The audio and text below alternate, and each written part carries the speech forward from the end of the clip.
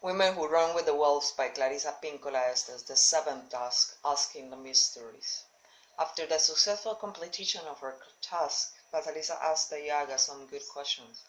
The tasks of this time are these: questioning and trying to learn more about the life-death life nature and how it functions. Vasalisa asked about the horseman, learning the truth about being able to understand all the elements of the wild nature.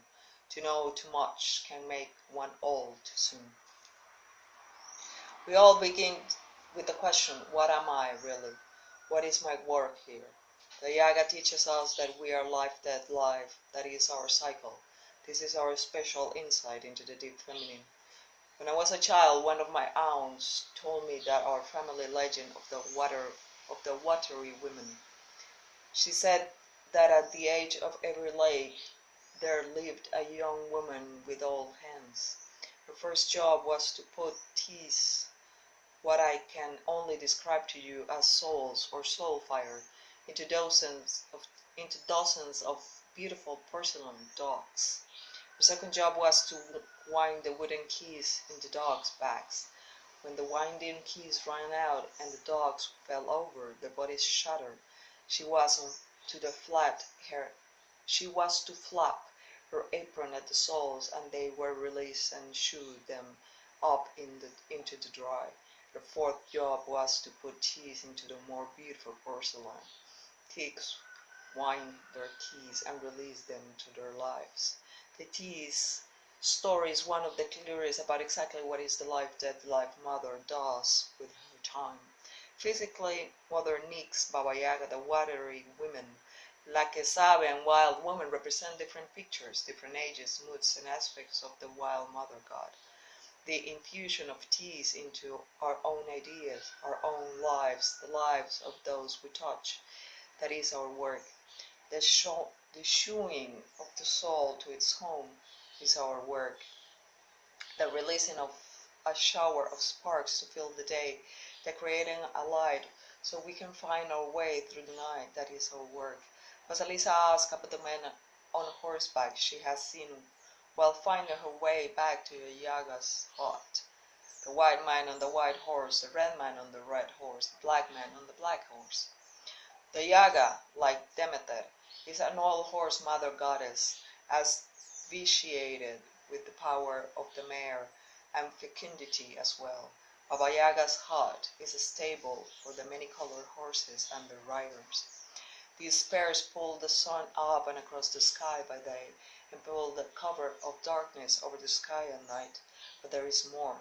The mock red and white horsemen symbolize the ancient colors connoting birth, life, and death. These colors also represent all ideas of descent, death, and rebirth. The black for dissolving of one's old values, the red for the sacrifice of one preciously held illusions, and the white as the new light, the new knowing that comes from having experienced the first two. The old words used in medieval times are nigridu, black, rubidu, red, albidu, white. These described an alchemy which follows the circuit of the wild woman, the work of life, death, life, mother. Without the symbols of daybreak, rising light, and mysterious dark, she will not be who she is. Without the rising of hope in our hearts, without the steady light, no matter if the candle or a sun, to tell us this from what is in our lives, without a night from which all things can be soothed, from which all things can be burned, we too will not benefit from our wildest natures. The colors in the tale extremely precious, for each has its dead nature and life nature. Black is the color of mud, the fertile, the basic stuff into which ideas are sown. Yet black is the color also of death, and the blackening of the night. The black has even a third aspect. It is also the color associated with that world between the worlds which La Loba stands upon. For black is the color of descent. Black is a promise that you will soon know everything that you not know before. Red is the color of sacrifice, of rage, of murder, of being tormented and killed. Yet red is also the color of life, dynamic in motion, arousal, eros, and desire. It is a color that is considered strong medicine for psychic maladies, a color which arouses appetite. There is throughout the world a figure known as the Red Mother. She is not well known as the Black Mother or Black Madonna, but she is the watcher of things coming through. She is especially propitiated by those who are about to give birth, for whosoever leaves this world or comes into this world has to pass through her red river. Red is a promise that rising upon or a homing is soon to come. White is the color of the new, the pure, the pristine. It is also the color of soul free of the body, of spirit unencumbered by the physical. It is the color of the essential nourishment, mother's milk. Conversely, it is the color of the dead, of things which are lost, their rosiness, their flourish of vitality. When there is white, everything is, for the moment, tabula rasa, unwritten upon. Tabula rasa. White is a promise that there is nourishment enough for things to begin anew, that the emptiness or the void will be filled. Besides, the horsemen, both Vasalisa and her daughter, are dressed in red, white, and black as well. Vasalisa and her daughter are the alchemical Anlagen.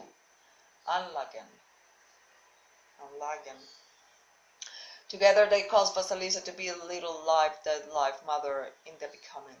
There are two epiphanies or life givings in the story. Vasalisa's life is revivified by the doll and her meeting with the Baba Yaga, and thereby through all tasks she masters.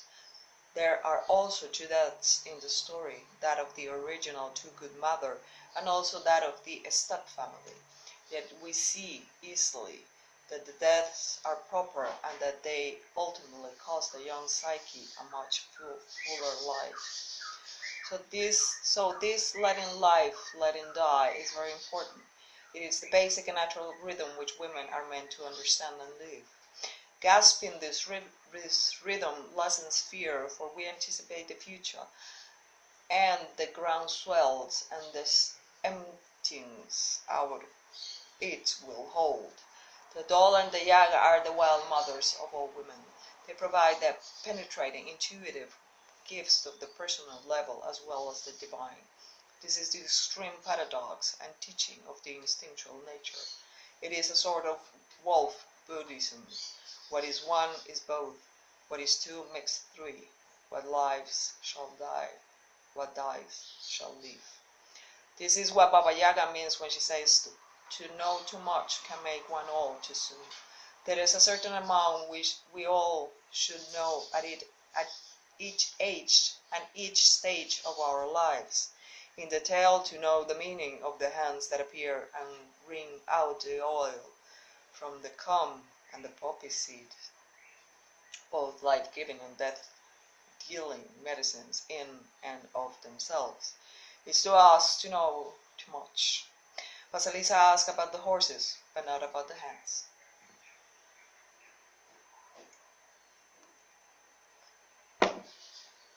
When I was a young adult, I asked my friend Bulgana Robnovich, an elderly teller from the Caucasus, who lived in a tiny Russian farm community in Minnesota, about the Baba Yaga. How did she see this part of the tale where Vasalisa just knows? To stop asking questions, she looked at me with the luscious eyes of an old dog and said, "Dear, are simply things which we cannot be known." She smiled bewitchingly, crossed her thick ankles, and that was that. To try to understand the mystery of the appearing and disappearing servants who come in the form of disembodied hands is akin to trying to absolutely comprehend the core of the numinosum. By warning Vasalisa away from the question, the doll and the yaga cautioned Vasalisa about calling upon too much of the luminosity of the underworld all at once, and this is right and proper.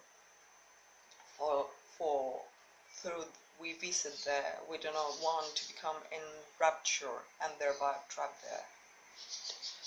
So true. It is another set of cycles the Yaga alludes to here. Cycles of a woman's life. As a as a woman lives them, she will understand more and more of these interior feminine rhythms, among them the rhythms of creativity, the birth of psychic babies, and perhaps also human ones, the rhythms of solitude, of play, of rest, of sexuality, and of the hunt.